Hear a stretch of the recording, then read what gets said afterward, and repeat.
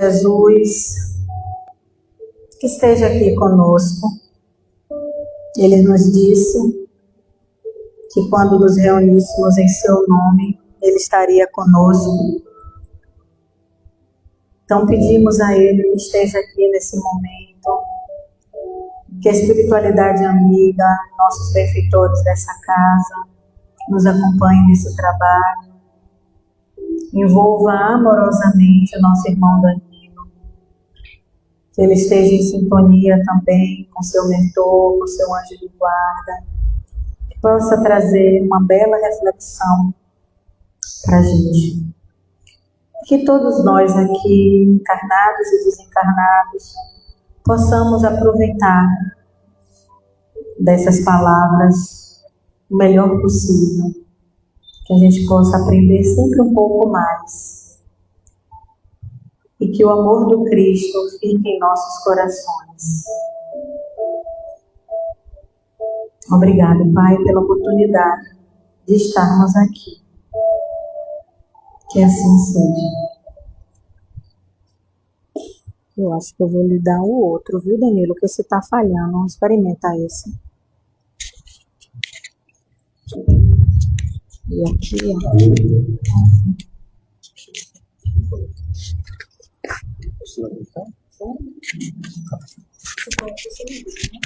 Não, aqui tá bom? Tá certo?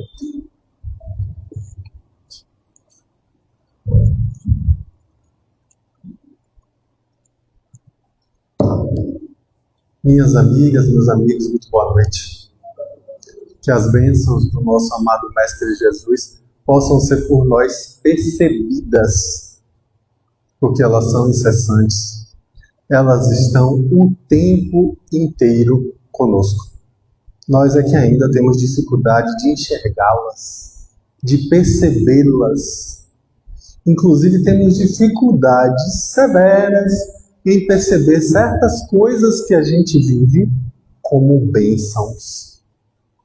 Ainda não conseguimos reconhecer as tantas bênçãos que nos alcançam, não cotidianamente, mas a cada segundo. E na noite de hoje a gente tem a chance de conversar um pouco sobre o capítulo de número 7, de um livro maravilhoso, um livro chamado O Essencial. É um livro psicografado por nosso querido Divaldo Pereira Franco, do espírito Amélia Rodrigues. Ela que foi uma grande poetisa baiana, que inclusive desencarna alguns meses antes da encarnação de Divaldo, e que traz uma contribuição maravilhosa para a humanidade. Ela que havia nascido na cidade de Santo Amaro, aqui na Bahia, no Recôncavo, no distrito de Oliveira dos Campos.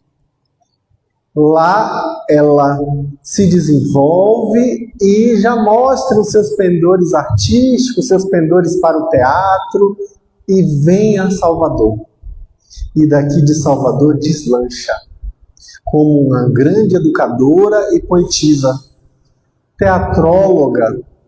Ela que nos traz contribuições maravilhosas pela pena de Divaldo Franco, fazendo-nos refletir sobre a vida de Jesus. Percebam que ela é dona de uma das séries psicografadas por Divaldo. A série evangélica de Amélia Rodrigues, como é conhecida, é composta por 11 obras, 11 livros. O primeiro livro, aliás, cada um melhor que o outro. O primeiro livro é Primícias do Reino, que já citei aqui algumas vezes.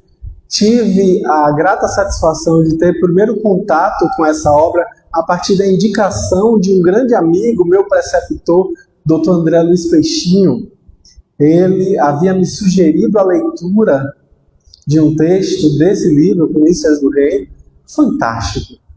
É uma obra esplêndida em que ela vai falar sobre as circunstâncias da vida de Jesus que não estão escritas no texto bíblico. Ela vai trazer de maneira poética, de maneira doce, circunstâncias que Jesus vivenciou, personagens que a gente nem sabia que ali estavam. Personagens que são inspirações para nossas vidas. Como, por exemplo, o mancebo rico. Aquele jovem que procura Jesus para saber como ser feliz, como usufruir do reino dos céus. E Jesus, sabendo que ele era muito rico, convida ele a segui-lo, a vender tudo que tem, dar aos pobres e a segui-lo. Aí ela vai descrever de uma maneira poética coisas que não estão no texto bíblico. Que aquele era um jovem de origem israelita, extremamente orgulhoso, uma pessoa dura, e que por conta disso se colocava na posição de superioridade frente aos romanos e aos outros gentios, ou seja, aos estrangeiros. E por conta da invasão romana na sua pátria, que é Israel, ele se via na necessidade de provar superioridade do povo israelita. E aí ela vai descrever que daí a alguns dias estava ele correndo com a sua biga. E na corrida, em uma daquelas curvas, ele se vê no chão, porque seu cavalo cai. E ali ele morre. Por conta do atropelamento a posteriori das outras bigas que vinham atrás. E ela descreve aquela cena mostrando Jesus amorosamente chamando agora, naquele momento. Porque o convite que Jesus nos faz é para agora. Então Amélia vai o tempo inteiro nos trazendo a riqueza, a amorosidade a respeito de Jesus. Eu digo de coração, com tranquilidade na alma. Duas obras que tocaram muito minha alma em termos de evangelho são obras mediúnicas, psicografadas. Uma delas, do nosso querido Humberto de Campos, se chama Boa Nova. Me toca de maneira muito especial. Muito especial. Não porque ele tem um brilhantismo intelectual, nos convidando a uma perspectiva ampla a respeito da mensagem de Jesus e do Espiritismo como um revivecer dessa mensagem. E também me toca, muito especialmente, Primícias do Reino, talvez por ter sido o primeiro dos livros de Amélia Rodrigues que eu li. Porque, eu confesso, eu já li vários dos livros dela, e os meus prediletos são o primeiro e o último. O primeiro, Primícias do Reino, e o último, O Essencial, que é a obra que nos inspira na noite de hoje. Ela repete o seu estilo melodioso, mas parece que ela dá uma caprichada nesse livro. Eu recomendo veementemente a leitura da obra, porque não adianta a gente achar que um palestrante vai, de memória, conseguir vislumbrar toda a grandiosidade poética que Amélia Rodrigues alcança na sua radiosa descrição dos fatos da vida de Jesus. Não dá para Danilo chegar aqui, esse orelha seca, esse sarapatel de coruja, querer descrever aquela beleza. Ela vai falando, gente, sobre Jesus. Ela começa falando da paisagem, aqueles tempos idos, e aí vai falando da brisa formosa que trazia o calor. Ela vai trazendo porque o caminho era salpicado de pequenas flores brancas, e o aroma voava no ar, e as folhas farfalhavam ao sabor do vento, e vai descrevendo aquilo, e você já vai se envolvendo. É um negócio que pega, viu? Eu digo para vocês, você começa a se sentir no lugar. É como se você estivesse lá vendo a coisa acontecer. ela vai descrevendo e vai chegando no fundo do âmago do ser. Eu me lembro quando eu li a versão dela da história da mulher que foi pega em adultério e que foi jogada para que as pessoas lapidassem, ou seja, jogassem pedra nela. E aí perguntam para Jesus para o tentar. A lei de Moisés diz para a gente jogar pedra nela. E o Senhor que diz? Aí Jesus se abaixa, vai lá, desenha no chão alguma coisa, escreve talvez, a gente não sabe exatamente o que estava ali. E aí Amélia Rodrigues descreve, que perguntam novamente, ele então se levanta e diz: aquele que estiver sem pecado, que lhe atire a primeira pedra. Até aí tudo bem, a gente já sabia da história, já sabia que era desse jeito, mas ela vai além. Ela vai e conta que entre aqueles que carregavam pedras nas mãos se encontrava o marido traído. O marido que é alcançado telepaticamente pela fala de Jesus, que chega no âmago da sua mente lhe perguntando: meu filho, por acaso você se esquece que a sombra de quem cai esconde a mão que o empurra? E aí ele tem um solfejo, naquele momento ele suspira e se lembra que ele fez tudo para ter uma justificativa legal para repudiar aquela mulher. Foi ele que construiu habilmente aquela circunstância para que ela fosse pega em adultério e com isso ele não precisasse se preocupar com questões legais com relação ao divórcio. Ele construiu aquela circunstância e Jesus, chegando ao coração dele, vai trazendo-lhe a reflexão. Ele então se vê angustiado naquela perspectiva, vendo os mais velhos soltando as pedras primeiro, para depois os mais jovens. Ele foge dali arfando. Ele foge dali angustiado. A alma dele estava oprimida por tamanha culpa. Era remorso. E a Amélia Rodrigues vai e descreve que daí a mais tarde, depois de Jesus ter dispensado ela, dizendo que os teus acusadores não te condenaram, também eu não te condenarei. Ela sai dali e a Amélia Rodrigues descreve que ela é procurada daí a algumas horas pelo marido supostamente traído. Dali eles se mudam para a região atual da Turquia e fundam um dos primeiros lares cristãos da história da humanidade. Isso não está no texto bíblico, mas a Amélia Rodrigues nos conta. Olha como é importante a gente conhecer esses detalhes, essas minúcias, e é justamente o que a Amélia Rodrigues se propõe a fazer. E no capítulo 7, em especial, ela mantém esse clima poético de descrição. Ela diz assim: Nazaré, a pequenina e quase insignificante, recusara-o.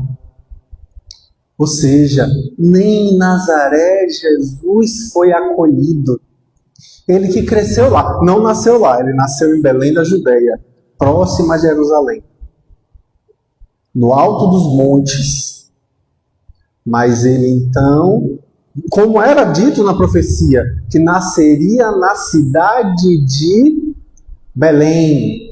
Belém significa casa do pão. É a cidade de Davi, do rei Davi. Por sua vez significa amado, o amado. Então o amado nasce na casa do pão. E não à toa que Jesus diz: eu sou o pão da vida. E aí ele vai morar em Nazaré, na Galileia, pequena cidade onde seus pais biológicos, no caso a mãe biológica, vivia. Ele vai então a Nazaré. E Nazaré significa rebento ou broto, ramo.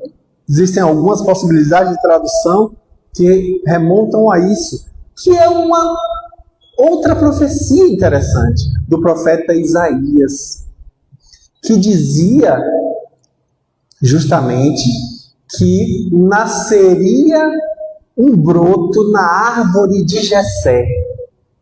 É a cidade de Nazaré, esse broto.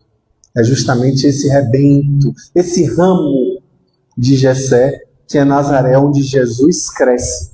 Ali próximo ao mar da Galileia. Pois bem, ela prossegue dizendo: os seus igualmente não o quiseram entender. Ou seja, a família dele também não quis. Lembremos daquela passagem em que Jesus é buscado pelos próprios irmãos, em companhia da mãe, porque estavam acusando Jesus de ter ficado louco. Olha que interessante, e Jesus consegue sair dali sem que o percebam.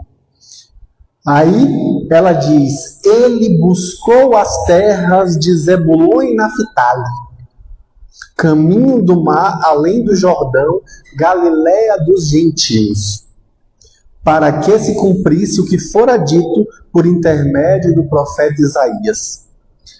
Como assim? Que história é essa de Zebulon e Naftali?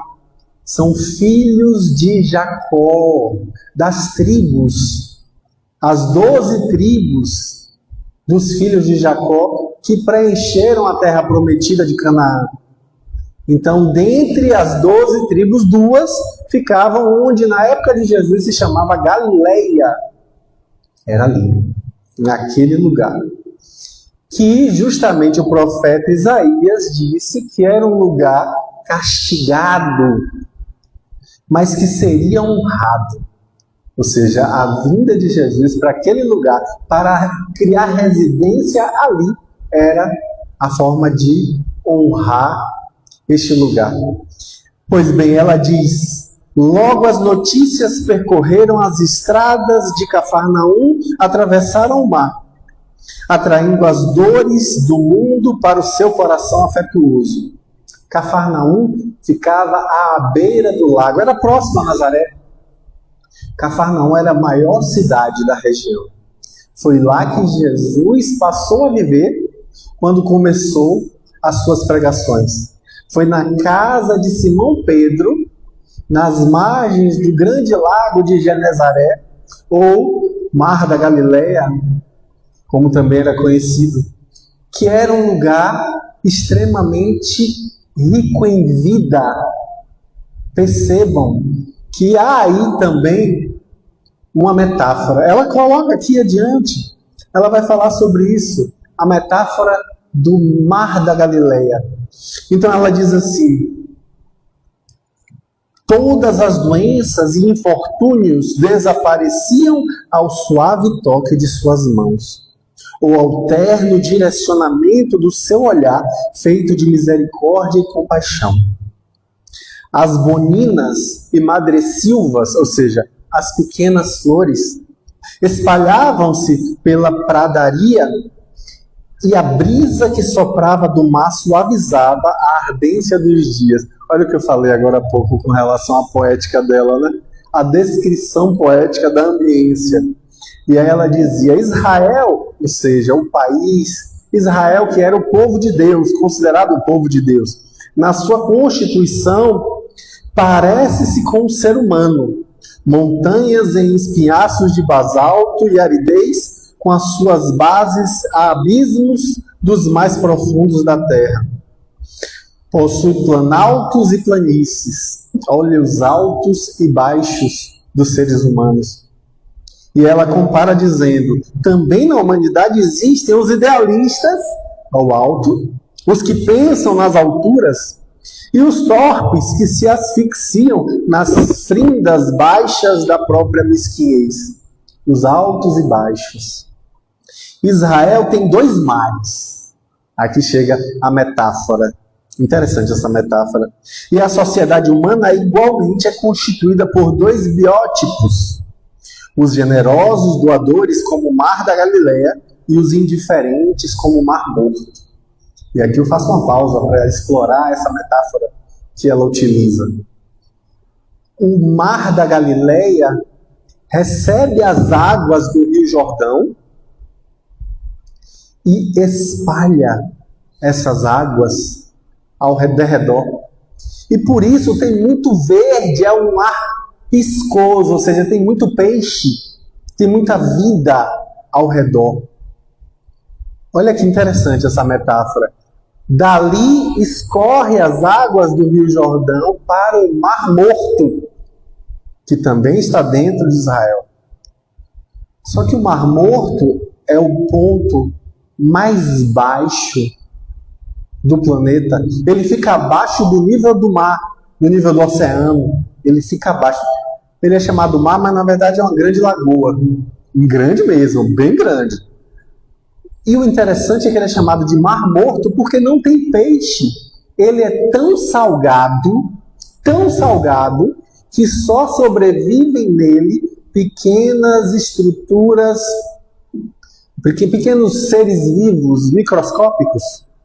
Então, por isso é chamado Mar Morto. Ele é tão salgado. Por que ele é tão salgado? Porque ele recebe as águas e não espalha para lugar nenhum. Ele retém as águas. As águas ficam ali. Não espalha. Olha que símbolo interessante, né?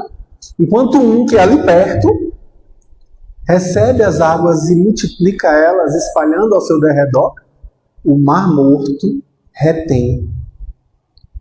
A gente precisa aprender com isso, né? A natureza dando o exemplo para a gente pensar.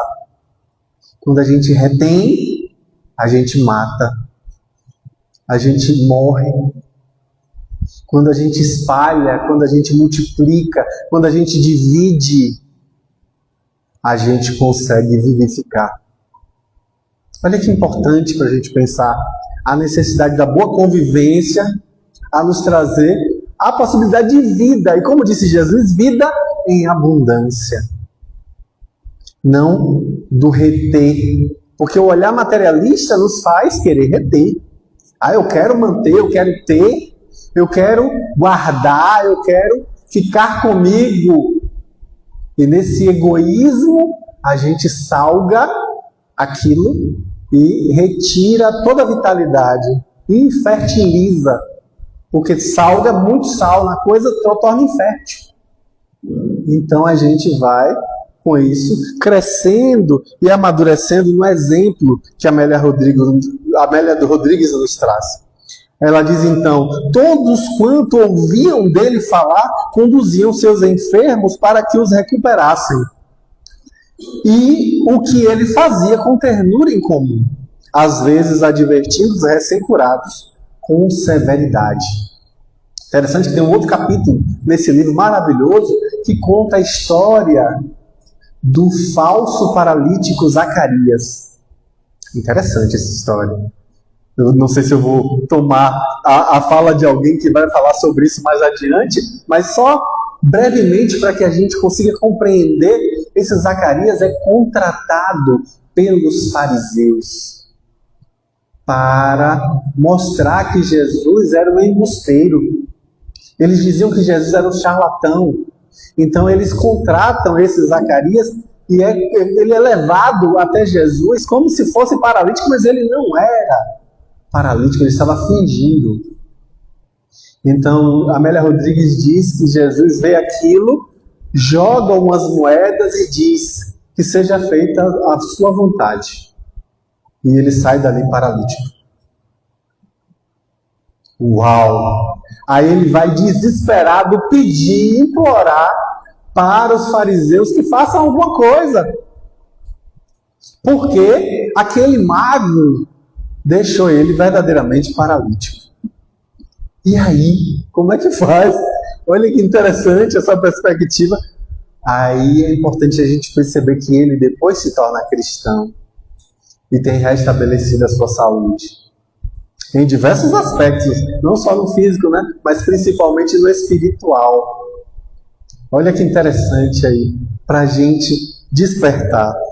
Aí ela prossegue dizendo As suas palavras, carreadas pelos ventos brandos, quase nunca eram ouvidas e levadas em consideração pela maioria dos aflitos que o buscavam. Nossa, como isso se repete hoje em dia. Quão poucos de nós escutamos as palavras de Jesus com a acústica da alma. Quão poucos de nós conseguem realmente trazer para o coração aquilo que ouve, por exemplo, no Evangelho no Lar em casa. Quando vai abrir aleatoriamente o Evangelho no Lar,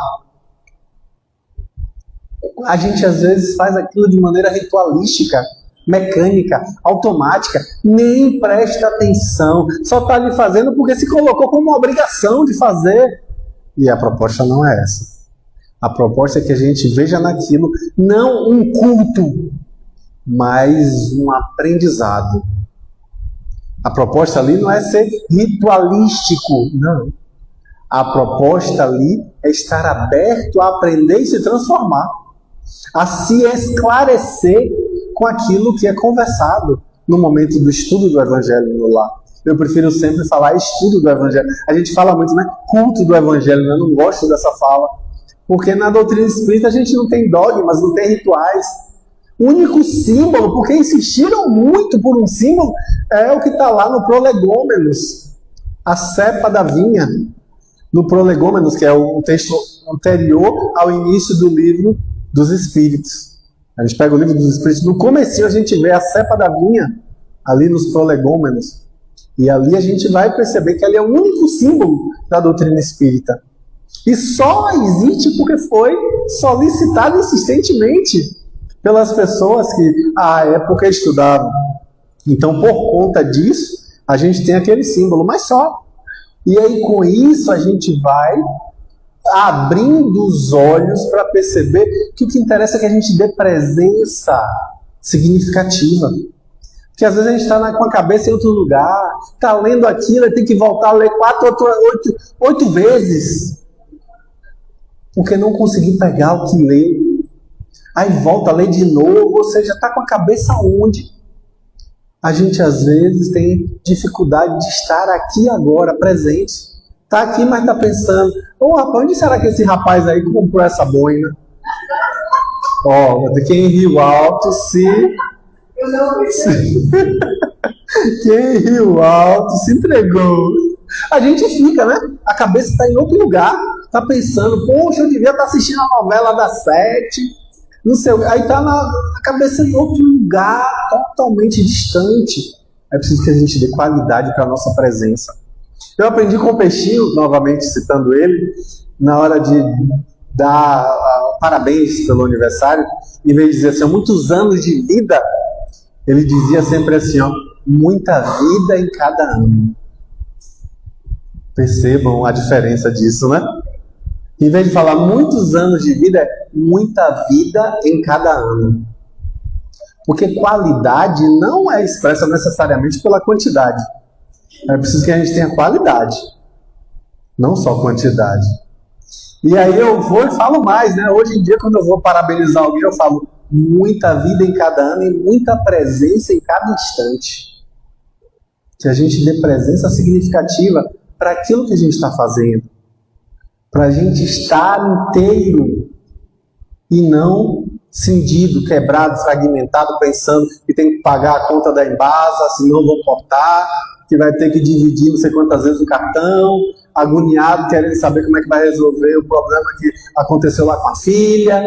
E aí nessa história, com a cabeça rodando, a gente não está em lugar nenhum. Não dá qualidade, não dá presença. Então é preciso que quando a gente for estudar o Evangelho, quando a gente for ler, quando a gente for estar aqui, por exemplo, na Casa Espírita, aprendendo, fazendo um curso, um grupo de estudo, ou uma palestra, que a gente esteja aqui.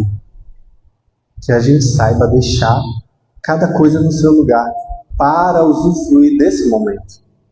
Isso é essencial para que a gente consiga usufruir das oportunidades. Não é à toa que o nome é presente, porque é um presente. É um presente, é uma dádiva.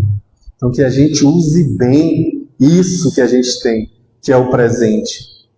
Aí ela dizia assim: todos desejavam soluções imediatas para os atormentadores problemas em que se enleavam.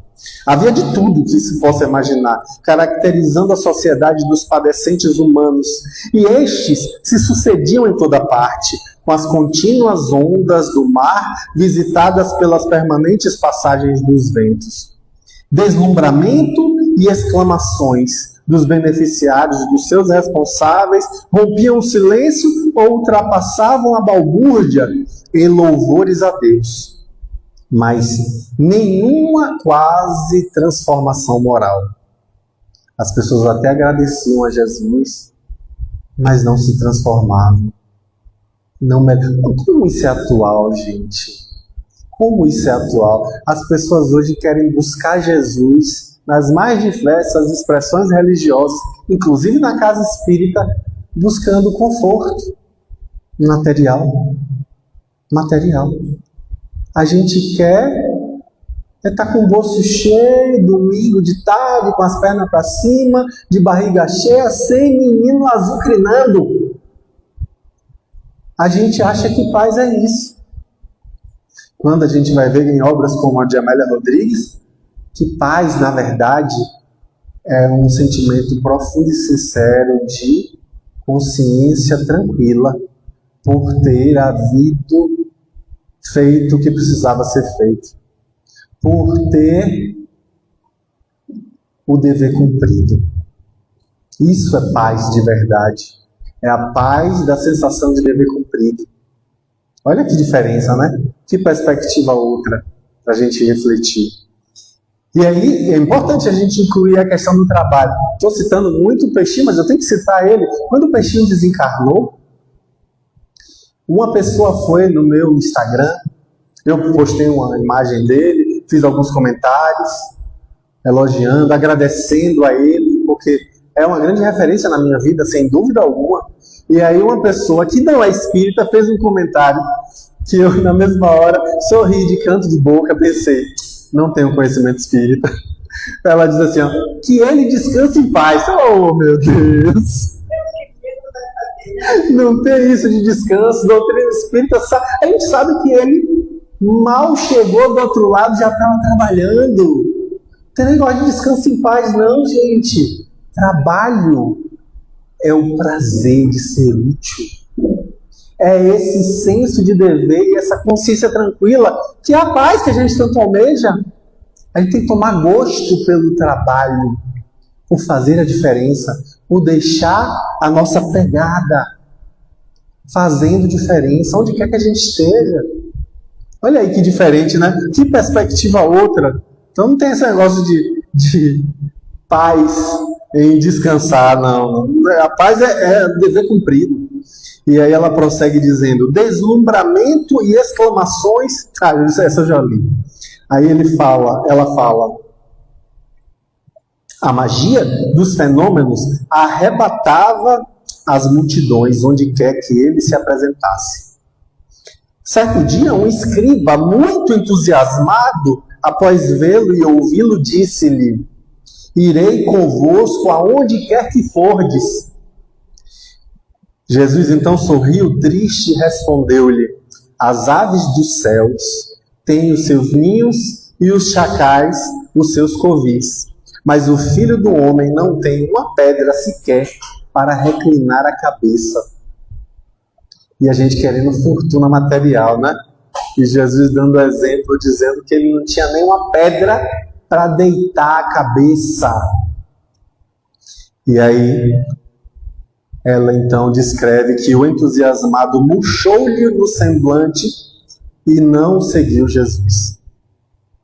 Outro que também estava comovido propôs-lhe, deixai primeiro sepultar o meu pai, ao que ele redarguiu.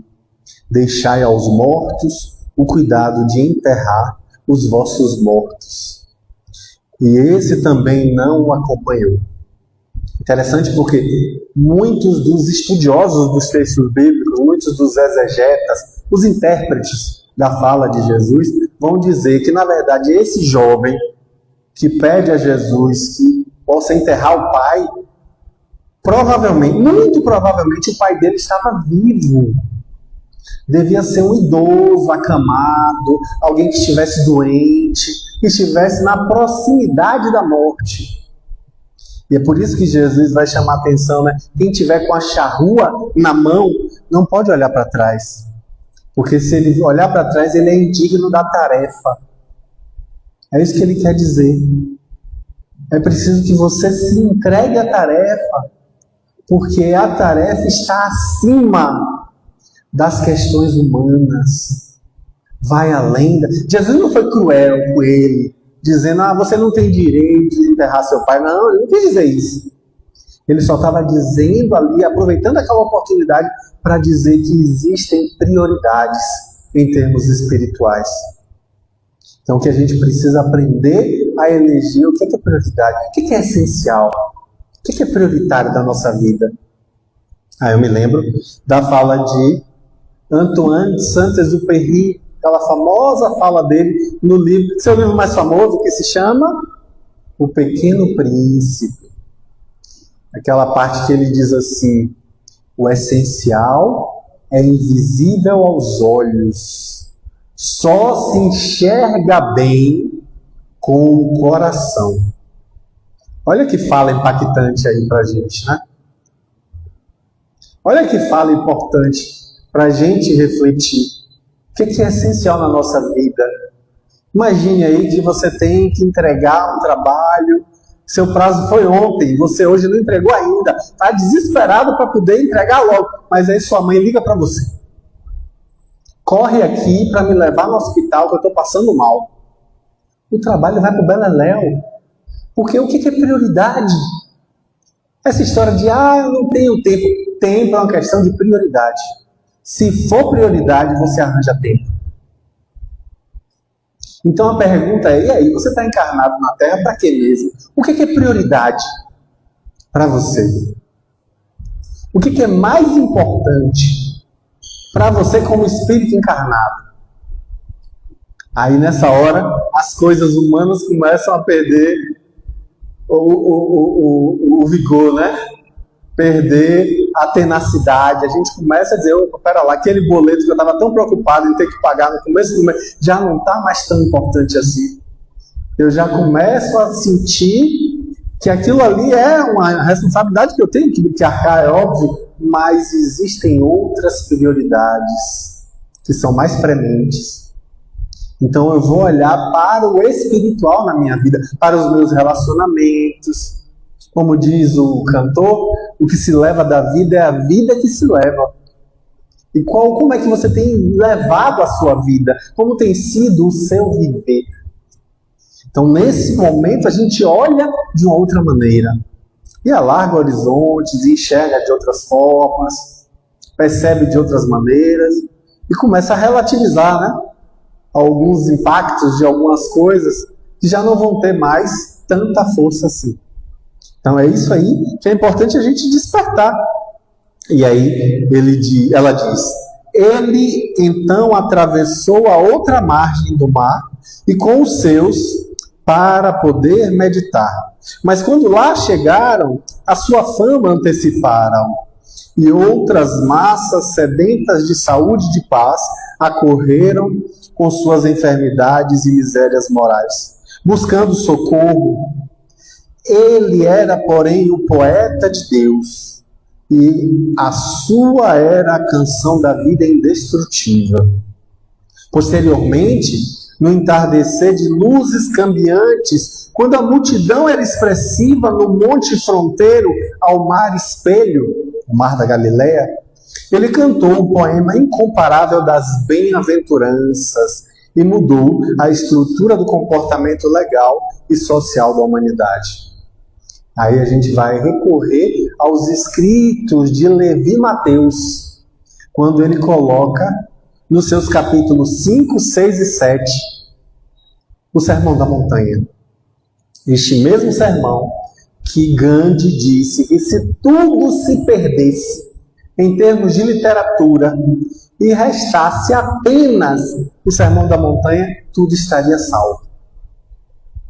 Olha que fala importante, hein? para a gente refletir. E nós espíritas não temos o hábito de estudar o texto.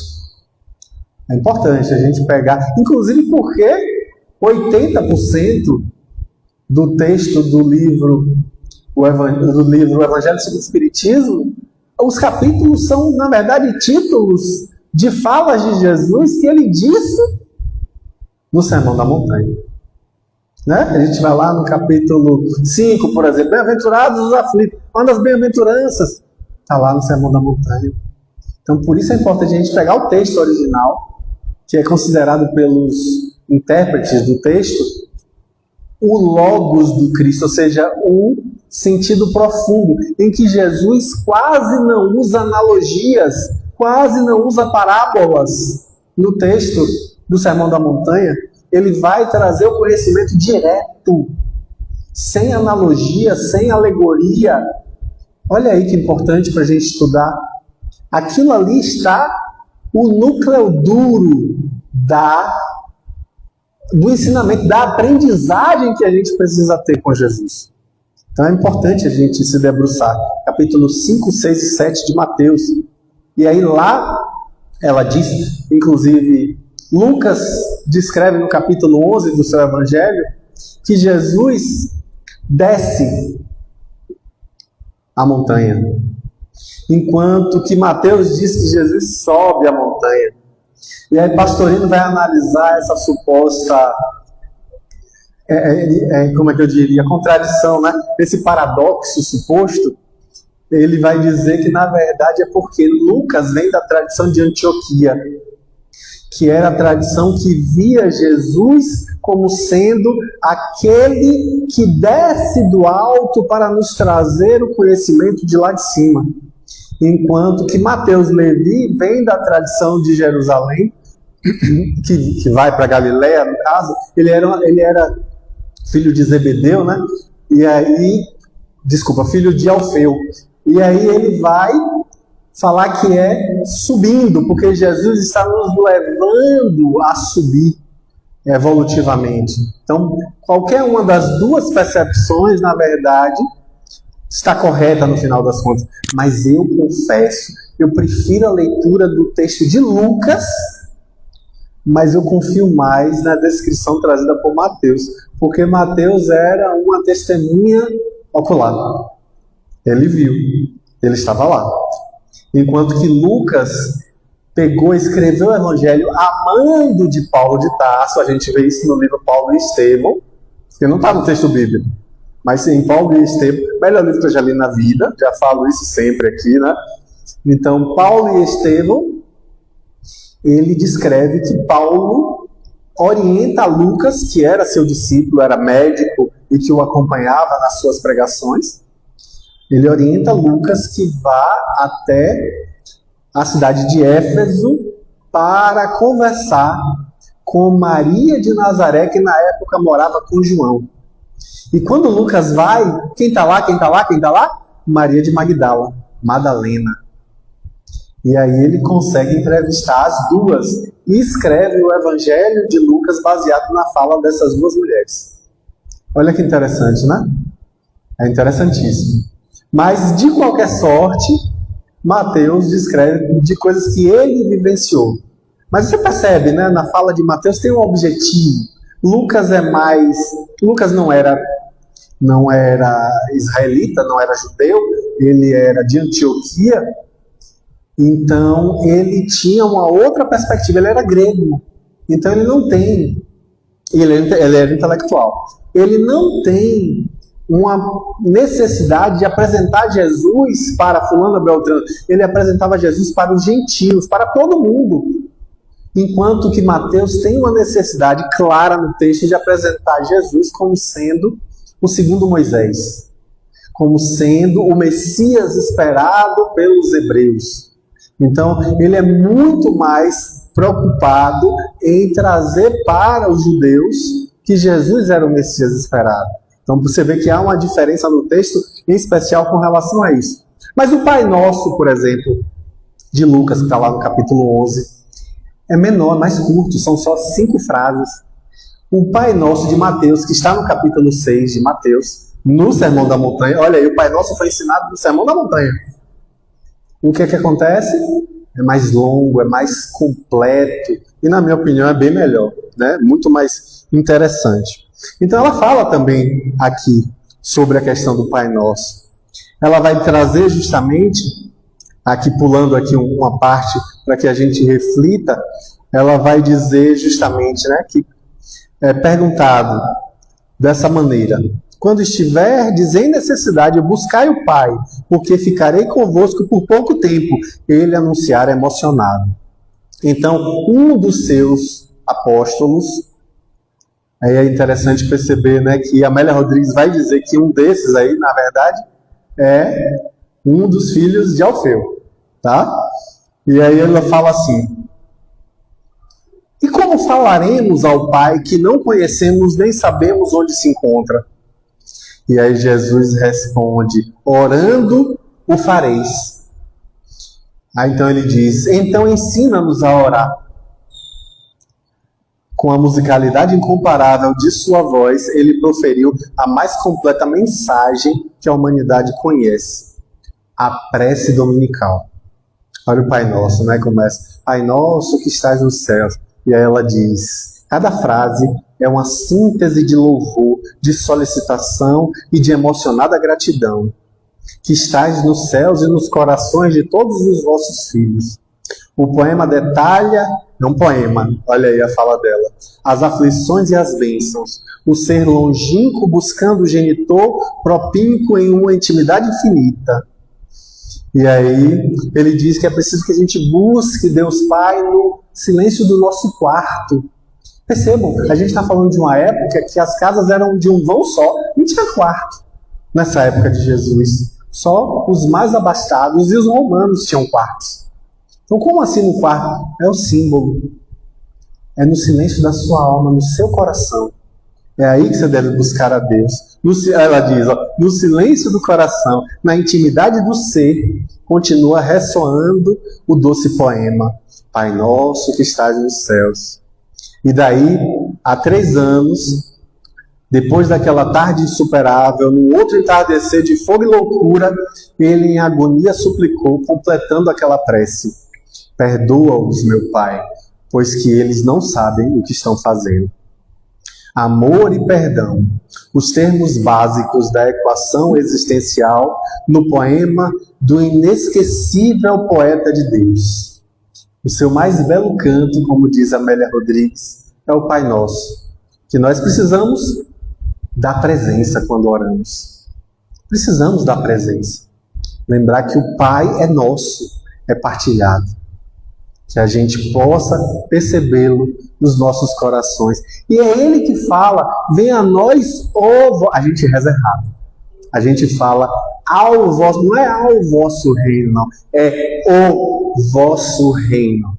Venha a nós o vosso reino. E anteriormente ele tinha dito: o reino dos céus está dentro de vós.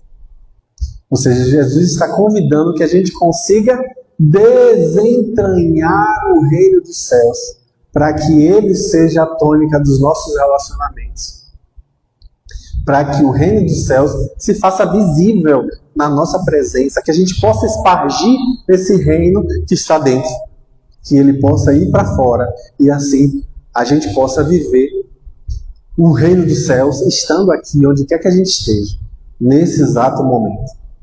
Então, que as bênçãos do nosso amado Mestre Jesus acolham os sinceros propósitos que nós agora abraçamos de verdadeiramente darmos presença para as nossas orações, de estarmos inteiros de mente e coração, no momento em que nos dialogamos, nos dispomos a dialogar com o Pai que está em todos nós. Que assim seja.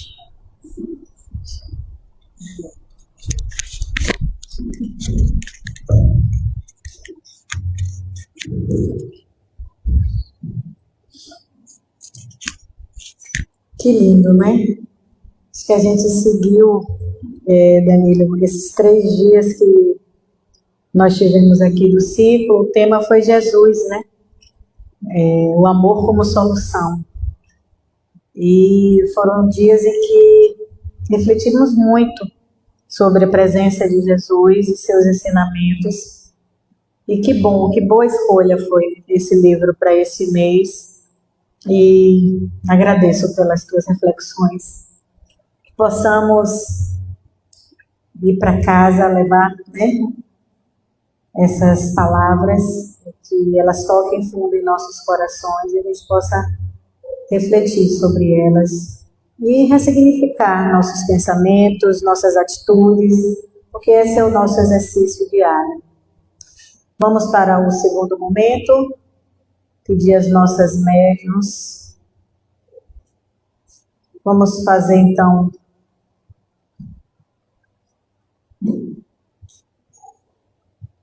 vamos fazer coletivo?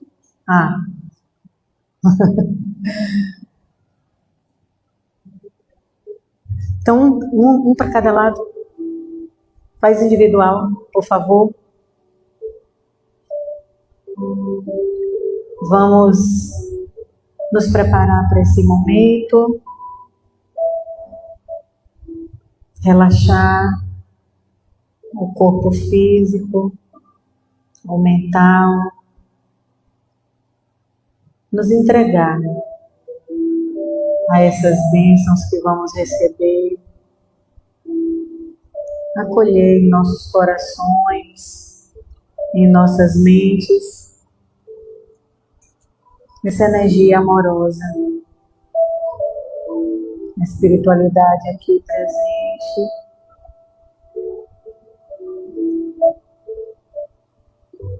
E a gente recebendo como um banho de luz, de amor, purificando o nosso campo magnético, equilibrando o nosso ser.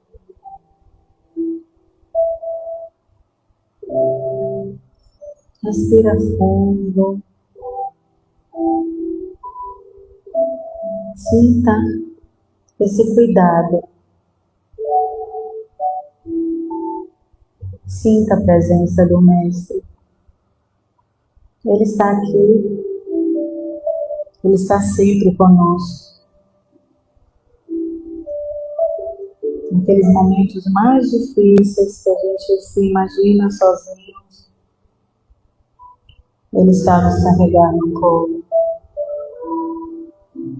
a nos dar força, a nos dar ânimo para seguir adiante. Possamos sentir essa presença. Estejamos atentos a essa presença.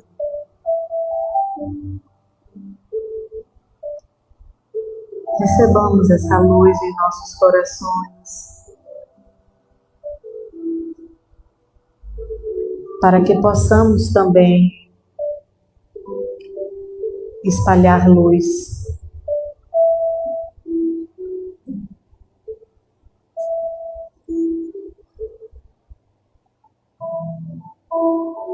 Que possamos receber amor, mas também distribuir esse amor. Levar luz, paz e serenidade por onde a gente passar. Que ela esteja em nossos corações. A verdadeira paz do Cristo esteja em nós. E envolvidos com as reflexões dessa noite, possamos fazer como um canto de agradecimento e de louvor a prece que o Mestre Jesus nos ensinou. Pai nosso, que estás nos céus, santificado seja o teu nome. Venha a nós o vosso reino. Seja feita a tua vontade, assim na terra como nos céus. Pão nosso de cada dia, dai-nos hoje. Perdoai as nossas ofensas, assim como nós perdoamos a quem nos tem ofendido. E não nos deixeis cair em tentação, mas livra-nos, Senhor, de todos os males. Nos abençoa hoje e sempre e nos conduz para nossas casas em paz e harmonia. Que assim seja. Uma boa noite a todos.